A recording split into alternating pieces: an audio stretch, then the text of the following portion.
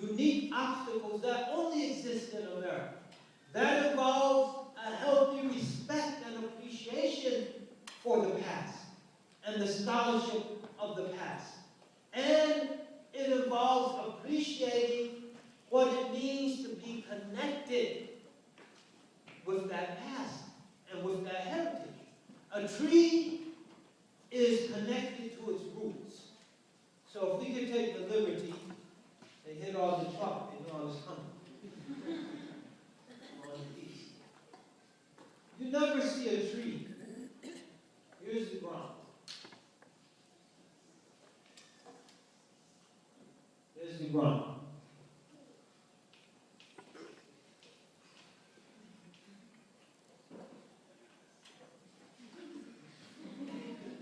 Here are the roots of the tree.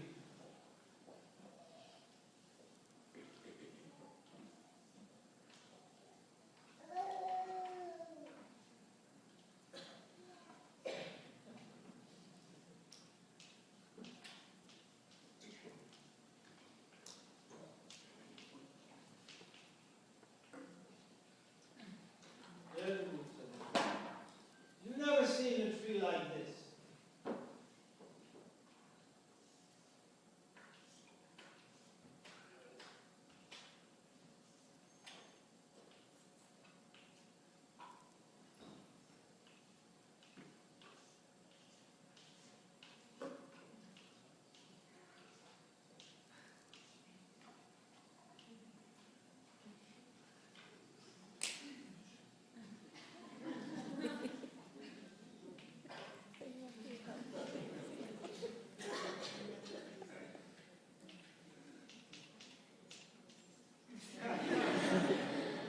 Have you ever seen a tree like that? If it did, sooner or later, probably sooner it's going to be what kind of tree? Starts with a D, ends with a D. A dead tree. Here's what you see. Inshallah, they even left to erase it. Apologize to the people filming. They're like, got a empty podium over there. It's all good.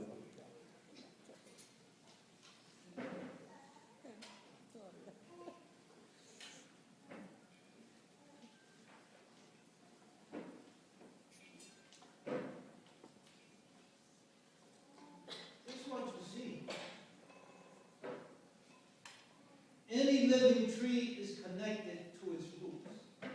And any living community is connected to its traditions. And when you cut the community off from its tradition, you have a dead community. So we have a proud intellectual tradition. We should not minimalize it. And we should give it to our children in their fullness. We say that we want to establish our school on the Quran and the Sunnah. Right? What does that mean? Quran and its study is part of tradition. So it should mean, and we have in the 12 years, K through 12, plenty of time. It should mean that the tradition, not just of tajweed, not just of memorizing Surah Amma. When our children graduate, they should memorize the Quran, and some of them in all 7 or 10 canonical readings of Quran. And that is part of a tradition. How many of you are familiar with the Qira'at? Have some familiarity. What are the 2 most common means of mastering those canonical readings? Two poems. The Jazariya and the Shatibiyya. The Prophet and the Sahaba radiallahu anhum sallallahu alayhi wa sallam, they didn't have the Jazariya, they didn't have the Shatibiyya. That developed as part of the living tradition that came with the desire of the community to preserve the Quran. So they preserved these didactic poems to make it easy for the student to assimilate the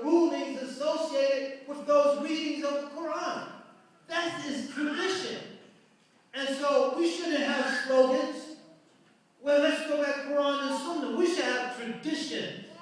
Let's connect our students to those roots that are rooted in the community of the Sahaba and the Tabi'een, radiallahu anhum, rahimahumullah ta'ala, and then the scholars who developed on the basis of that community and gave firm roots to those traditions.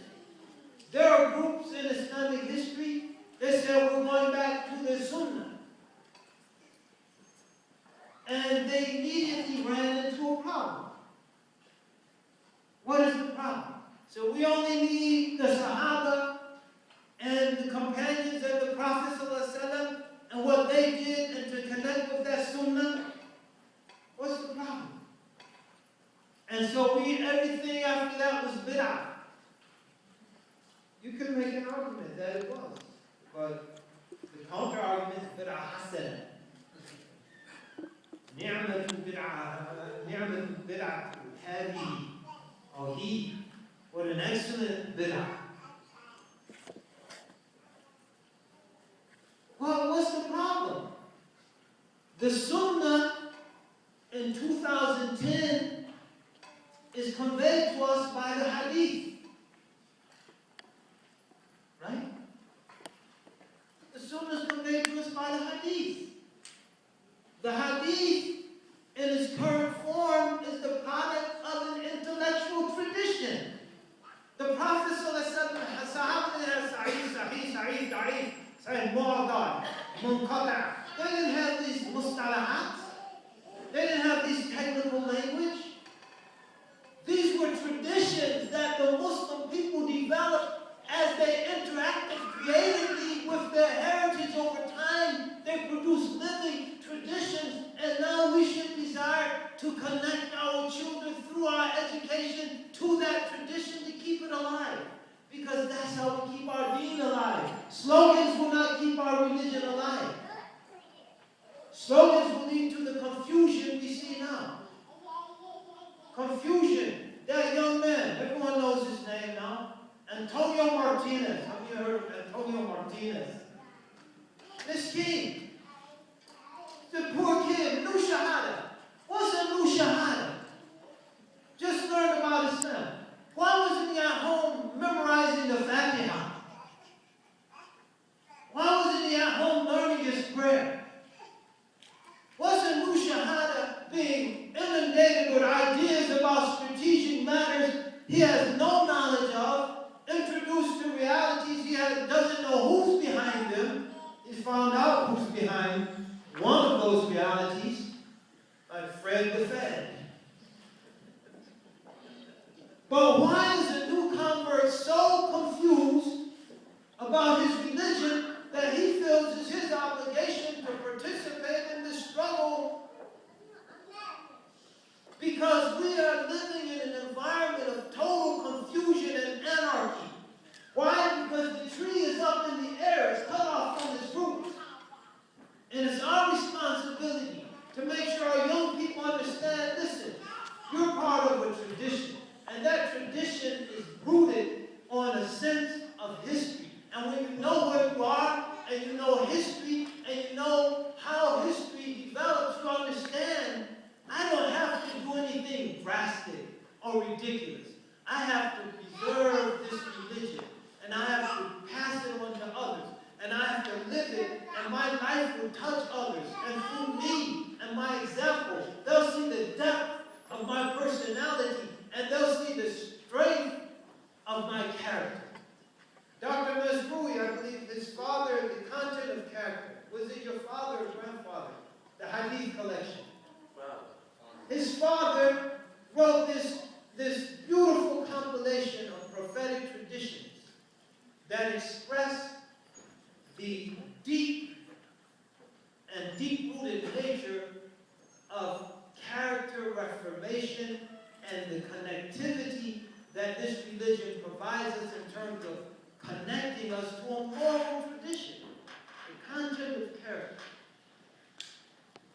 And once we connect to that tradition, the content of our character will lead to change policies.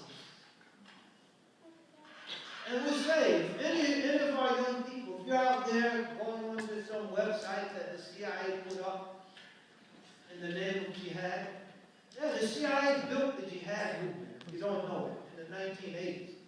And I could make a credible argument, but that's beyond the scope of this talk. Get into politics. We're here to raise money for the school.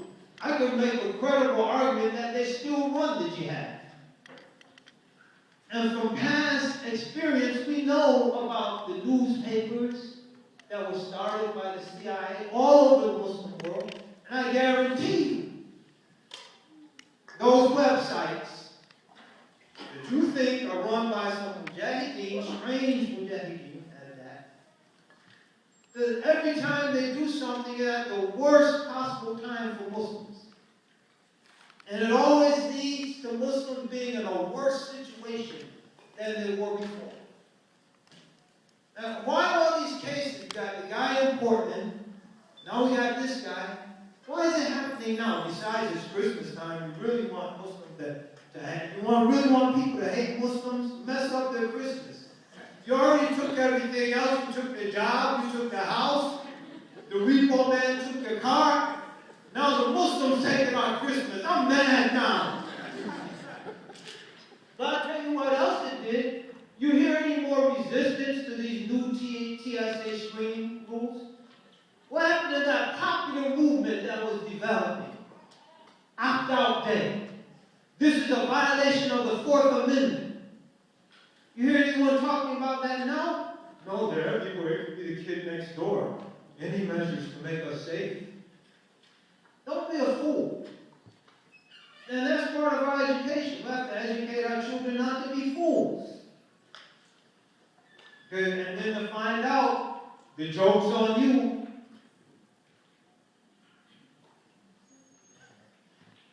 So Islam roots us to an intellectual tradition.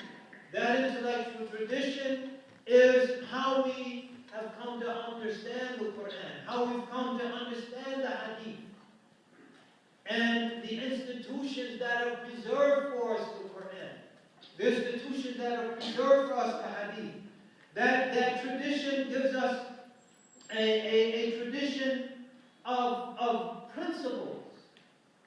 And those principles are part of the moral foundation of the religion. So we start with the Quran.